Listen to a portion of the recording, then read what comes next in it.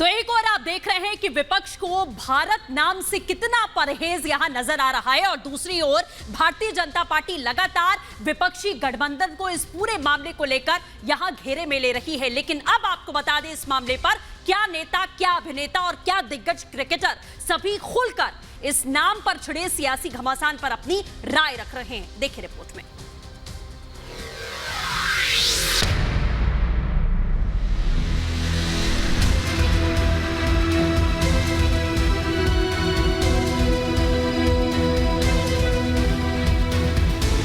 India शब्द एक अंग्रेजों के द्वारा दी हुई हमारे लिए गाली है। इंडिया शब्द का उपयोग करना छोड़ दें और भारत शब्द का उपयोग करना क्या है? हमें नहीं पता था कि भाजपा वाले इतने कमजोर लोग हैं। इंडिया नहीं भारत बोलिए। गर्व से कहो हम भारतीय हैं।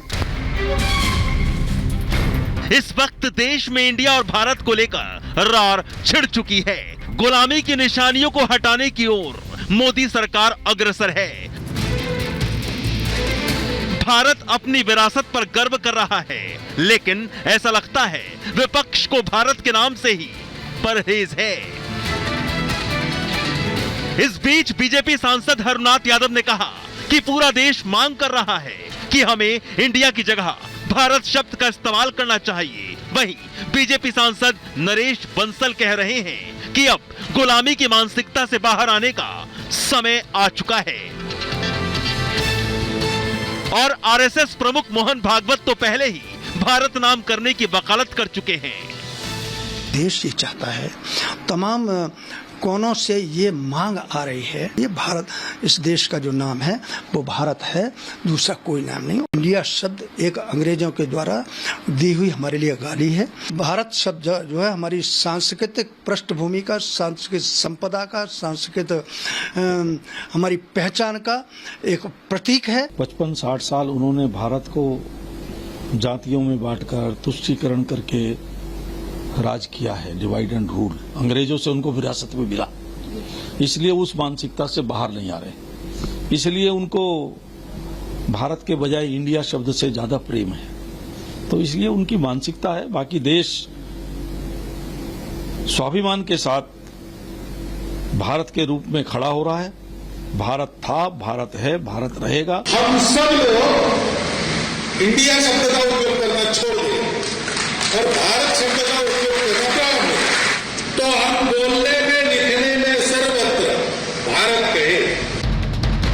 एक और भारत नाम करने को लेकर समर्थन के दावे तो दूसरी तरह विरोधी सरकार पर कड़ा प्रहार करने से पीछे नहीं हट रहे।